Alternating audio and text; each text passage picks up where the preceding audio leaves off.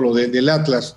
Él está muy grave, seguimos con él, está en terapia intensiva. Su mamá ya salió a decir que no digan que está muerto porque pone muy nerviosa a su familia que tiene en Estados Unidos y él sigue luchando para salir de esta situación tan terrible que están viviendo. Tenemos una persona más que tuvimos que trasladar a México del Seguro Social al siglo XXI en México para ver la forma de poderle salvar un ojo. Desgraciadamente la información que tengo es un queretano que perdió el ojo en este acto, como bien lo comentaste, de barbarie, de terrible, algo que nunca me imaginé que podría pasar y mucho menos en Querétaro, que siempre hemos sido un estado que damos buenas noticias. Fue un acto de salvajismo, muy semejante al salvajismo de algunas propio de animales. Gobernador, es un asunto grave en donde más allá de los datos que son fundamentales en cuanto a personas lesionadas, qué bueno que no ha habido muertos hasta el momento, lo que escuece es lo que pasó realmente en el fondo. ¿Qué fue lo que salió mal, gobernador? Sí que se juntaron muchas cosas que salieron mal.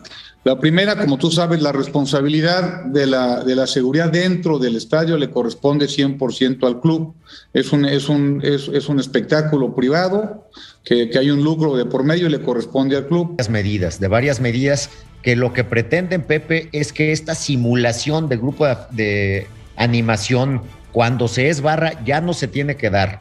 Ya no se tiene que permitir el apoyo que dan los clubes a estas barras, los boletos, los viajes, que los boletos además se revenden, pero sobre todo estas expresiones de intolerancia y extrema violencia que vimos en Querétaro. No habíamos visto en el fútbol violencia de este tipo. Tenemos también que estar muy de la mano con la Fiscalía Querétaro para determinar cuáles son los elementos nuevos que vimos en Querétaro. Me parece que ya están libradas diversas órdenes de aprehensión por parte del gobierno de Querétaro. Ahí estaremos. Y mañana en la Asamblea de Dueños, Pepe, no tengas duda que presentaremos un plan muy agresivo de medidas para acotar todos los espacios de libertad que tienen estos grupos para actuar y que esto mañana represente un paso decisivo adelante para garantizar la seguridad del fútbol y continuar con nuestra Liga MX. Será una medida ejemplar, supongo, una advertencia para otros clubes, otras aficiones. Estamos de acuerdo. Ha circulado con insistencia la versión, ha trascendido, insisto, que podría desafiliarse al equipo Querétaro de la Liga MX. Esto lo decidirán, claro, los dueños de los equipos. ¿Tú cómo lo ves? Mira, yo creo que hay que terminar la investigación que se lleva a manera de juicio en un órgano autónomo que es la Comisión Disciplinaria. En este momento, Pepe, están compareciendo los directivos del equipo Querétaro. Efectivamente, priva una violencia extrema, una pasión extrema, y bueno, Argentina tiene números rojos de asesinatos en estadios, de gente acuchillada, balaceada y demás, por sus famosas barras bravas, que bueno, es un elemento que distingue a ese fútbol de ese país tan competitivo a nivel global. En México, pues originalmente la idea era pues de muy buena fe de crear estos grupos de animación, pero a la fecha son grupos violentos que se encuentran, digamos, infiltrados por gente de organizaciones delictivas y también se encuentran formados por simpatizantes que tienen una cultura de la violencia y que se expresa de la manera en la que lo vimos el fin de semana. Ahora, doctor Sánchez, ¿se ha involucrado el crimen organizado en estas barras mexicanas? Y se lo pregunto porque también he sabido por muchos que estas barras se dedican también a la reventa de boletos. Muchos dicen que al tema de las drogas, además ahora la violencia. ¿Si ha llegado a este nivel la participación del crimen organizado en las barras del fútbol mexicano? Bueno, yo creo que ya existía casi al poco tiempo de haberse creado este tipo de barras, tenían como concesiones algunas actividades, digamos que un poco ilícitas, como la venta de alcohol, por ejemplo, fuera de los estadios, como el narcomenudeo, por ejemplo, también, e incluso a veces reclutar jóvenes, subempleados, desempleados que realizaban acciones, pues a veces de atraco en los propios estadios o fuera de los estadios. Y sin embargo, no se hace absolutamente nada para evitarla, como no sea circunvalar los monumentos del centro de la ciudad. Yo creo que los mexicanos estamos viendo a veces con una indiferencia provocada quizás por la costumbre este clima permanente, constante de violencia en todos los ámbitos de la vida nacional.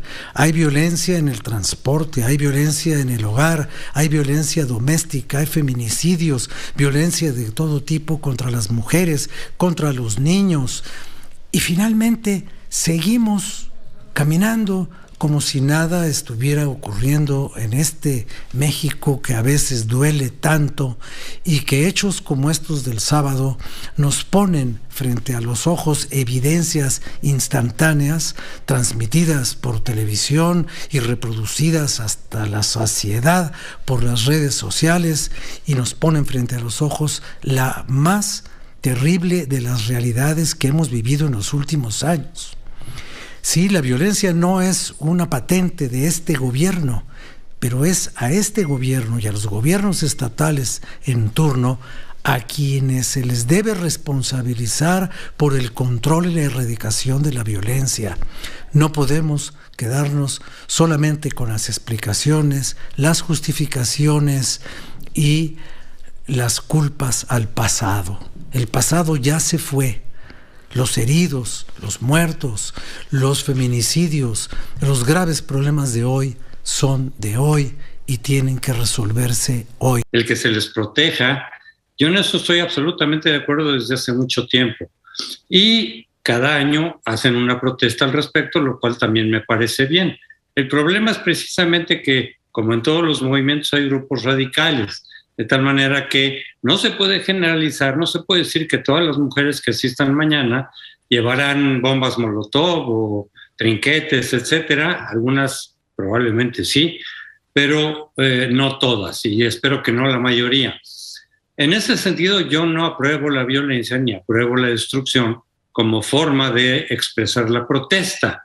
Y en ese sentido yo coincido con el gobierno de que en estas fechas y en esta protesta en particular, pues rodee al Palacio Nacional y rodea algunos de los monumentos nacionales. A veces lo critican, decir, vean, ¿no? Pues como que están rodeando, quitando a la ciudadanía la posibilidad. No, es que yo creo que con eso se minimiza no solo la destrucción que pueda haber de los inmuebles, sino incluso también eventualmente se puede reducir las posibilidades de violencia que pueda haber entre algunas de las manifestantes, las más violentas, y la policía que ahí va a estar desde luego también. O sea, se trata de cuidar los monumentos, el patrimonio, el palacio, y estoy totalmente de acuerdo con ello, no se tiene por qué destruir por una demanda, por muy legítima que ésta sea. Razones o sin razones del caso en sí, desde luego qué bueno que subrayas, la intercepción es ilegal,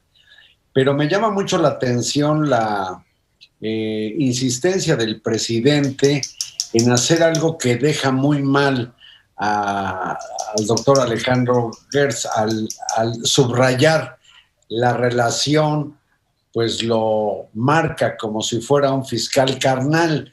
Y el fiscal Gertz no trabaja para el gobierno de López Obrador. Su función es, se supone, independiente. Y luego me llama la atención que la Suprema Corte reaccione con un comunicado, pues, más bien vago, esencialmente, pues, reiterador de que está para cumplir, pues sí, la Constitución, y le añade los derechos humanos. Con haber dicho la Constitución, pues ya sobra lo de los derechos humanos porque está explícitamente regulado o mandatado por la Constitución. Entonces no le entra al ajo del asunto, que es lo peligroso y lo indecente de que las resoluciones que deben mantenerse en reserva las conozcan autoridades que están interesadas en un litigio.